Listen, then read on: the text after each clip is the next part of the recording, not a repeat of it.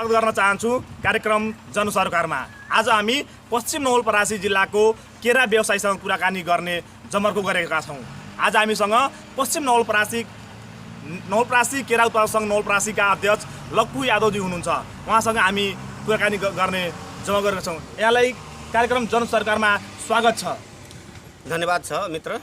हजुर एउटा युवा किसान भएको नाताले यो केरा खेती गर्नु नै किन?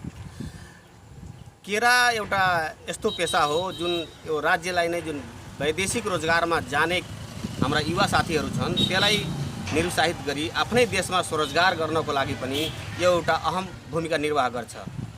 अर्को यस क्षेत्रमा तीन-तीनवटा चिनी मिलहरू छन् जुन चिनी मिलवालाहरूले हालका यस क्षेत्रका किसानहरूलाई यस्ता दुर्गति र दुर्दशा गरिदिएका छन् जुन कि यस क्षेत्रका किसानहरूले एउटा रुन मात्रै सकिराखेको छैन। उहाँहरूको दुःख र दर्द जुन छ हृदय दर्दनाक छ। त्यसको विकल्पको रूपमा यस क्षेत्रका किसानहरूलाई हामीले एउटा विकल्पको रूपमा कमसेकम यो केरा खेती पनि गरौँ र जुन केरा खेतीले कमसेकम यस क्षेत्रलाई पनि स्थापित गर्छ। युवा बेरोजगारहरू जुन भएर घुमिराखेको छन् त्यसलाई पनि रोजगार दिन्छ र वैदेशिक रोजगारमा गइराख्ने युवाहरूलाई पनि नियन्त्रण गरी आफ्नै देशमा स्वरोजगार उत्पन्न गर्छ भनेर त्यसलाई र आफ्नो यहाँका युवाहरू आत्मनिर्भर हुन्, यो देशलाई नै आत्मनिर्भर गरून् र विदेशी जुन आयातहरू छ त्यसलाई बन्द गरौँ र आफैमा आत्मनिर्भर बन्नको लागि हामीले यो सोच बनाएर लागेको छौँ। उखुको विकल्पमा केरा खेती किन? उखुको विकल्पमा केरा खेती किन गर्न लागेको छौँ भने उद्योगपतिहरूले उखु खसाल्छन्, चिनी बेच्छन्, सिरा बेच्छन्, सम्पूर्ण त्यहाँबाट उत्पादन भएका चिज मेटेरियलहरू बेचिसक्दा पनि यस क्षेत्रका किसानहरूले भुक्तानी पाउँदैनन् र उनीहरूले त्यो पैसा लिएर आफ्नो विकल्पका उद्योग धन्दाहरू व्यवसायहरू गर्छन्। तर यस क्षेत्रका किसानहरू पिरुलिन्छन्, समयमा आफ्नो बालबच्चालाई पढाइ लेखाइको लागि पैसा तिर्न सक्दैनन्, बैंकको ब्याज तिर्न सक्दैनन्, खेतीपाती गर्न सक्दैनन्। त्यही उखु उत्पादन गरेर उखु मिलमा दिइसकेका हुन्छन् तर पुनः त्यही मिलमा अर्को उखु उत्पादन गरेर लिएर जानको लागि समेत खेतीपाती गर्न ज्याला मजदुरी दिनलाई पनि समेत असमर्थ हुन्छन्। जस कारणले हामीले यो विकल्प यदि स्थापित गर्दैनौँ भने यो उद्योगपतिहरूले तिर्नेवाला छैनन्, यिनीहरूलाई तह लाग्नेवाला छैनन्, यिनीहरूलाई एउटा मनमार्दन गर्न सक्दैनौँ। यस कारण हामीले यो विकल्पकै खेती गर्नुपर्ने बाध्यता छ। नवलपरासीमा केरा उत्पादनको क्षेत्रफल कति छ होला? नवलपरासीमा हाम्रो टोटल उत्पादन भनेको गत साल 1200 बिघा मात्रै थियो, यसपालि 1700 बिघा छ। तर अहिलेको परिवेशमा के भएको छ भने मैले आशा राखेको छु कि 2500 बिघाभन्दा घटी केरा खेती हुँदैन होला। तर त्यहाँ एउटा विषम परिस्थिति के सिर्जना भएको छ भने यो कोभिड-19 महामारीको कारणले बिउ पनि उपलब्ध हुन सकिराखेको छैन, बिरुवा उपलब्ध हुन सकिराखेको छैन। यहाँ उत्पादन भएको केराहरूलाई बजारमा पनि पुग्न सकेको छैनन्। बजारमा जाँदाखेरि पनि ठाउँ ठाउँमा अवरुद्धहरू छ। विभिन्न गाउँपालिका, विभिन्न नगरपालिका, विभिन्न ठुलो ठुला सहरहरूमा हाम्रा यहाँबाट उत्पादन भएर बिक्रीको लागि गएका गाडीहरू रुक्छन्। जुन गाडीहरू, जबकि मलाई दुःखको साथ भन्नुपर्छ कि देशमा उत्पादन भएको केरा देशमै खपत हुन गाह्रो छ, तर त्यही भारतबाट आयात भएर आएका केराहरू निर्विवाद रूपमा विभिन्न ठुला ठुला सहरहरूमा जान्छन्। म यही भन्न चाहन्छु कि कमसेकम राज्यका, देशका यदि सम्बन्धित सरकारवालाहरूले आखिर के हेरेर बसेको छन् कि आफ्नै देशमा उत्पादन भएका चिज आफ्ना बजारमा व्यवस्थापन गर्न नसक्ने, आफू आत्मनिर्भर हुन नसक्ने र जहिले पनि विदेशी आयातको भरमा बस्ने, कहिलेसम्म यो बस्नुहुन्छ? त्यसैले गर्दा म उहाँहरूलाई पनि अनुरोध गर्न चाहन्छु कि तपाईँहरू कमसेकम यी पत्रकारज्यूहरू मार्फत, यो दर्पण टेलिभिजन मार्फत सबैलाई यो ज्ञान होस्, जानकारी होस् कि कमसेकम जबसम्म किसान सुदृढीकरण हुँदैन तबसम्म यो राज्यमा कुनै किसिमको किसानहरू उभो लाग्दैन, तबसम्म देश आत्मनिर्भर हुँदैन। आउने दिनमा यो नवलपरासीमा केरा व्यवसायलाई अगाडि बढाउनको लागि, बढावा दिनको लागि हजुरले कस्तो किसिमको योजना लाउने लक्ष्य राख्नु भएको छ? मैले त यस क्षेत्रका केरा किसानहरूको लागि सबभन्दा पहिले त प्रधानमन्त्री विकास परियोजनाको लागि जोन कार्यक्रमको लागि पनि मैले पहल गरिराखेको छु। अब कहाँसम्म सफल हुन्छु त्यो अब सरकारवाला निकायहरूले जानुन्, किनभने मैले कराउने मात्रै हो, मैले सम्बन्धित ठाउँमा कागजपत्र प्रोसेस पुर्याइदिने मात्रै हो, मैले सम्बन्धित ठाउँमा माग मात्रै गरिदिने हो। तर सम्बन्धित निकाय, सम्बन्धित ठाउँमा वकालत गर्ने हाम्रा साथीहरू, सम्बन्धित जहाँबाट यो स्वीकृत हुन्छ त्यो नेतृत्व पङ्क्तिहरू यसलाई विचार गरिदिनुपर्छ र विचार गरेर त्यो कार्यक्रममा हालिदिनुपर्छ, एउटा कुरो। अर्को कुरो, समयमा राज्यले आफ्नो देशमा बिउ उत्पादन हुन सकिराखेको छैन। त्यसले गर्दा राज्यले समयानुकूल ल्याबोरेटरी स्थापित गरी बिरुवा उपलब्ध गराइदिनको लागि, सहजीकरण गरिदिनको लागि पनि हामी माग गरिराखेको छौँ। बिमा, जुन यस क्षेत्रको किसानहरू प्रत्येक साल महामारीको कारण जसरी आज मान्छे मरिराखेको छन्, त्यसरी हावाहुरीको कारणले हाम्रा बोट बिरुवाहरूदेखि लिएर हाम्रा केरा पनि सत्यानाश नष्ट परिराखेको छन्। त्यसलाई पनि एउटा दीर्घकालीन रूपमा बिमा नीति परिमार्जन गरेर त्यसलाई दीर्घकालीन रूपमा स्थापित हुने गरी, किसानलाई मार्का नपर्ने गरी त्यो बिमा नीति परिमार्जन गर्नु पर्यो, बिमा गर्नु पर्यो। त्यो राज्यलाई पनि म यो तपाईहरुको टेलिभिजन मार्फत उहाँहरूले पनि यो भन्न चाहन्छु। अर्को पनि म के भन्न चाहन्छु भने यो कोल्ड स्टोर तपाईको प्रत्येक गाउँपालिकामा एउटा कोल्ड स्टोरको लागि पनि मैले पहल गरेको छु। राज्यमा केराको बिरुवा उपलब्ध गराउनको लागि आफ्नो स्वदेशमा उत्पन्न हुन सकिरहेको छैन, उत्पादन हुन सकिराखेको छैन। कमसेकम भारतबाट आयात भए तापनि सहज रूपमा त्यो भारतबाट आयात होस्।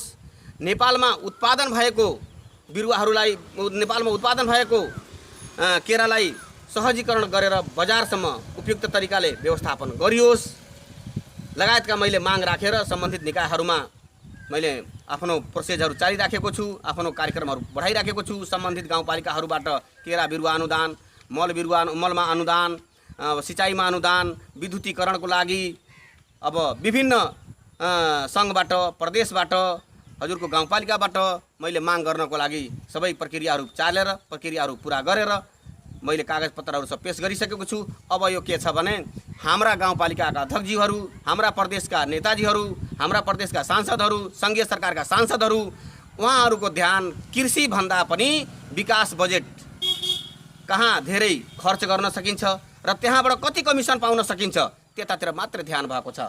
जसकारण मैले उहाँहरूलाई ठोकेरै भन्छु कि तपाईहरूले वास्तविक यदि केरा किसानलाई लिएर अरू किसानहरूलाई उन्नति र प्रगतितिर उन्मुख हुनुहुन्न भने तपाईहरू त्यो रोड बनाएर, भवन बनाएर, सडक बनाएर त्यो सम्भव छैन। जबसम्म किसान आफूमा एक्टिभ हुँदैन, किसान आत्मनिर्भर हुँदैन, तबसम्म यो रोड बनेर, चाहे फ्याक्ट्री बनेर, कुनै किसिमको बनेर त्यो उत्पादन वृद्धि हुँदैन, आत्मनिर्भर हुँदैन।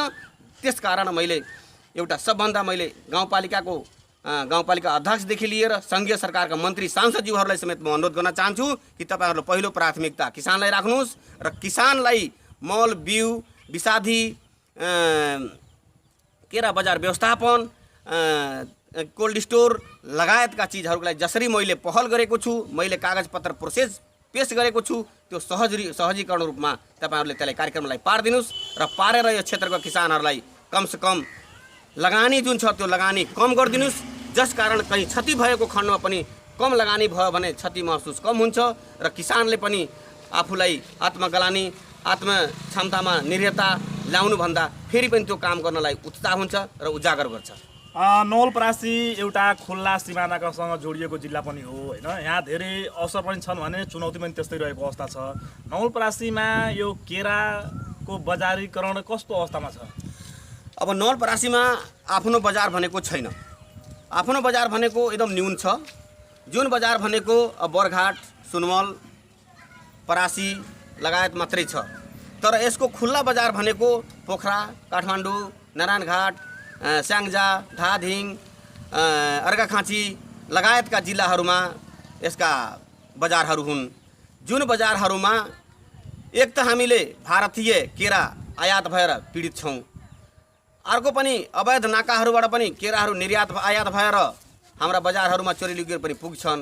त्यसलाई नियन्त्रण गर्नको लागि हामी पटक मोटरसाइकल लिएर समातेर रामनगर प्रहरी चौकीमा समेत बुझाएँ, यहाँसम्म त्यहाँ कागज समेत गराएँ, एकचोटिको लागि चेतावनी पनि दिएँ।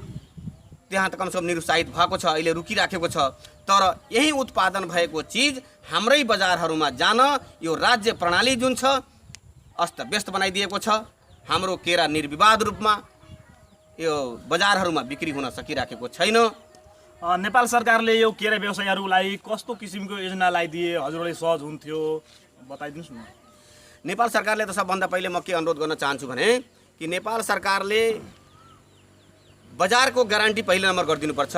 देशमा उत्पादन भएको बजार, देशमा उत्पादन भएको केरालाई खपत हुनको लागि न्यूनतम भन्दा न्यूनतम सहजीकरण गरेर बजारसम्म पुर्याइदिने मार्गदर्शन उसले स्पष्ट रूपमा ल्याउनु पर्यो। 90 को सङ्कटले गर्दा पुरै विश्वव्यापी नै महामारीमा फैलिरहेको छ। अन्तिममा तपाईँ सञ्चार माध्यमबाट आम नागरिकलाई, आम नेपाली जनतालाई के भन्न चाहनुहुन्छ?